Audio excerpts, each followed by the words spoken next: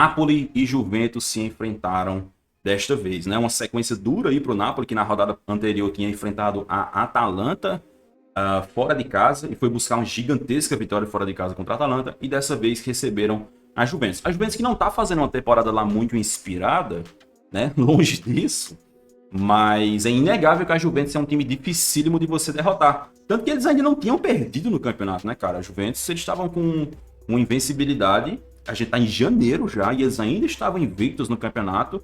Porém, não estavam brigando pelo título porque essa invencibilidade foi construída através de muitos empates e não de muitas vitórias, né? A Juventus tem 13 empates no campeonato italiano.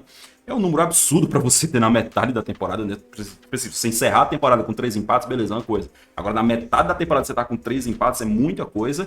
Então é um time que pode até ser que não ganhe nada nesta temporada, mas ainda é um dos times mais difíceis de você derrotar no futebol europeu. E eles conseguiram dificultar bastante a vida do Napoli no Diego Maradona, cara. Como vocês podem ver que eles foram para o intervalo vencendo o jogo por 1-0. O primeiro tempo em que a Juventus criou algumas boas chances e conseguiu sair na frente, e uma dessas boas chances foi logo no comecinho do jogo, como vocês podem ver aqui, essa jogada do Kenan Yildiz, que é um cara que nesta temporada já teve alguns grandes jogos, né, inclusive no próprio campeonato italiano, contra a Internazionale, que é outra das equipes que disputa o título, né? O Yildiz fez aquela buscada histórica, né? A Inter estava vencendo por 4-2, ele entra no segundo tempo, faz 2 gols e o jogo termina 4-4. Nesse jogo aqui, logo no comecinho, ele faz essa jogadaça, recebe na área, dá um cortezinho para a perna esquerda e olha o cenário que o Yildiz tinha para fazer o gol.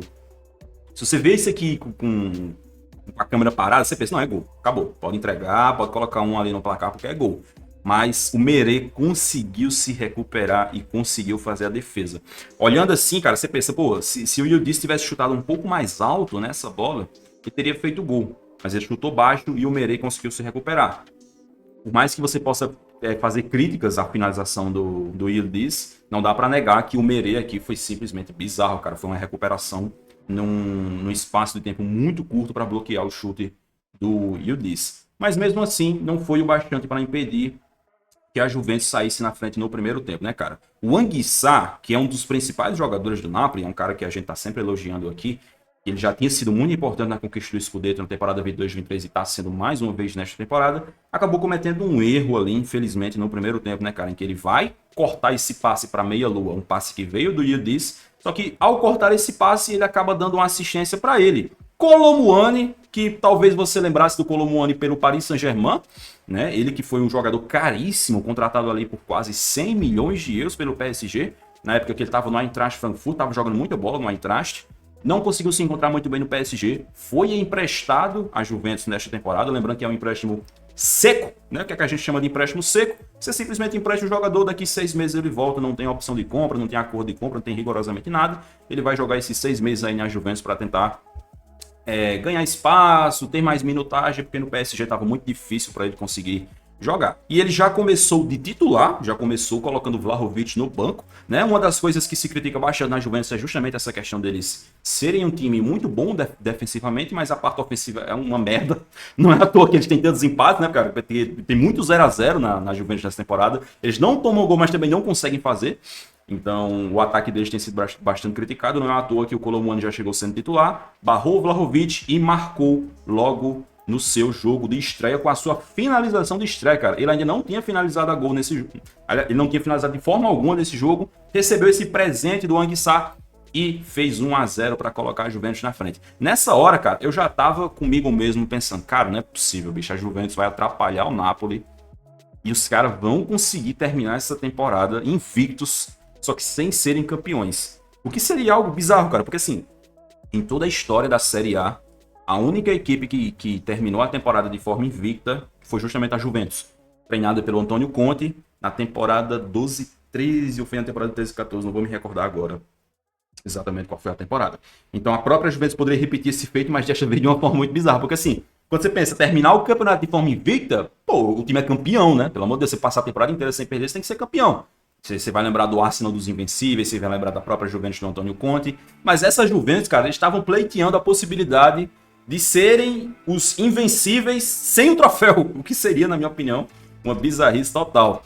Mas, né, para fazer isso, eles teriam que passar justamente pelo dono do recorde de invencibilidade conquistado na temporada 12-13 ou 13-14, mais uma vez eu não me recordo, que é justamente o Antônio Conte que está treinando o Napoli, né? E isso eles não conseguiram. Na segunda etapa, o Napoli voltou muito bem, melhorou demais, dominou completamente na segunda etapa. O Antônio Conte, ele é um treinador dessa característica, né? Ele consegue mudar demais as equipes dele de um tempo para o outro. Se as coisas não funcionam no primeiro tempo, no segundo tempo ele consegue fazer ou alterações, ou então conversar com os jogadores, fazer correções ali no posicionamento, em campo, para tentar buscar um resultado. E o que é que eu falei para vocês na live passada, no dia de liga da semana passada, do jogo entre Napoli e Atalanta? Eu falei, um dos principais fatores do Napoli, do Antônio Conte, são os dois meio-campistas de infiltração, que é o Anguissa e o McTominay. Naquele jogo eles tinham sido muito importantes e dessa vez eles foram mais importantes ainda, porque os 2 gols da virada do Napoli foram através desses caras. O gol de empate foi um gol do Anguissa aparecendo ali na área como uma flash, né? Recebeu um belo passe do Politano para cabecear e se redimir, né? Como vocês viram, ele quem tinha feito o corte errado e proporcionado o gol do Kolo Muani. E o gol da virada foi um gol de pênalti do Lukaku, em que a gente teve aí uma inversão, né, na jogada. O Lukaku sai da área e o McTominay infiltra, e aí o Lukaku passa pro McTominay, ele domina, sofre a penalidade e o Lukakão converte. Um gol a cara do Napoli, mais a cara do Napoli do Antônio Conte, impossível, e mais uma vez uma gigantesca vitória. Cara, são essas vitórias aqui que fazem você conquistar um título. Não significa que eles vão conquistar, porque a Inter tá vindo logo atrás com mais de 1000, eles venceram nesse fim de semana por 4-0 contra o Lecce. A Inter é um time fortíssimo. Eu sigo dizendo, toda vez que alguém me pergunta, pô Yuri, o que você acha que vai ganhar? Eu sempre digo, eu acho que a Inter ainda vai ganhar esse campeonato, porque apesar do Napoli ser um time impressionante, ser um time muito forte, a Inter, na minha opinião, ainda é um time melhor preparado, né? Um time que está aí com trabalho de longa data. Na minha opinião, tem os melhores jogadores, né? O elenco da Inter é muito bom, tanto que eles conseguem, o Inzaghi consegue muitas vezes rodar bastante esse elenco da Inter, né? Coloca jogadores para jogar nessa partida, naquela partida ele já muda, e mesmo assim o time segue vencendo. Então eu ainda acho que a Inter é favorito para conquistar esse título, mas o Napoli, cara, não vai desistir, não vai se render e vai brigar, na minha opinião, pelo menos até a última rodada, se é que eles não vão conseguir o título. Como vocês podem ver aqui, o Thiago Motta finalmente caiu. O terrorismo do Thiago Motta de se manter invicto no campeonato sem estar disputando o título finalmente foi derrubado justamente pelo Antônio Conte. Que tá aqui, ó, informação do Squawka, tinha sido na temporada 11-12 em que o Antônio Conte com a Juventus conseguiram ser campeões de forma invicta. No chat, o Iveson me avisa que na temporada 78-79 o Perugia conseguiu ser vice-campeão invicto na Série A. Excelente informação. A Juventus estava tentando fazer uma coisa parecida. Só que no caso da Juventus seria ainda mais bizarro, cara, porque eles não seriam nem vice, cara. A Juventus, se eles continuassem nessa pegada, era capaz de eles terminarem o campeonato de forma invicta, sei lá, em quarto, quinto lugar, tá ligado? Seria simplesmente insano. Realmente é um time que tem muitos problemas, cara. É uma primeira temporada decepcionante do Thiago Motta na Juventus, na minha opinião, porque a gente não consegue ver nem de longe, né, aquele futebol que ele apresentou no Bologna. Eu acho que ele meio que tá tentando resolver as coisas por parte, né? Afinal de contas, ele não pegou, não é como se ele tivesse chegado na Juventus e assumido um trabalho maravilhoso, que tava tudo dando certo. Não, ele pegou praticamente terra arrasada, cara, porque essa reta final do Allegri, dessa segunda passagem do Allegri pela Juventus, tinha sido muito ruim. Por mais que eles tinham conquistado uma Copa da Itália, né? Na temporada passada eles conquistaram a Copa da Itália, inclusive derrotando a Atalanta na final, mas era um time muito ruim, era um time, assim, cara, é o que eu posso dizer, cinza, com perdão da redundância, que é um time bianconero, mas era um time muito, muito, muito sem criatividade. Então o Thiago Motta ele praticamente teve que pegar, cara, um time do zero e tá construindo esse time.